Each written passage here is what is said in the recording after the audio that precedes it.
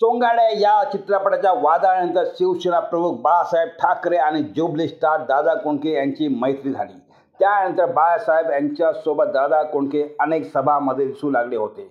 त्या काळात शिवसेनेचा इतका जोर नव्हता. त्या काळात दादा कोंडके हे काँग्रेस नेत्याविरुद्ध अगदी कमरेखाली जाऊन टीका करायचे. मात्र कालांतराने दादांनी सभेला जाणं हळूहळू कमी केलं. त्याचं कारण म्हणजे शिवसेनेच्या काही नेत्यांनी दादांच्या विरोधात बाळासाहेबांचे कान भरायला सुरुवात केली होती. अनेकदा सभेमध्ये महत्त्वाच्या नेत्याचं भाषण हे शेवटी जात होतं. पण मंत्र्यांच्या आधी दादांचे भाषण झालं की मंत्र्यांची चांगलीच पंचायत व्हायची. याचं कारण स्वतः दादा कोंडके यांनी आपल्या आत्मचरित्रात सांगितलं आहे. एकदा कणकवलीला नारायण राणे यांच्या सभेला दादा कोंडके गेले असताना आधी दादा कोंडके आणि त्यानंतर नारायण राणे यांचं भाषण होतं.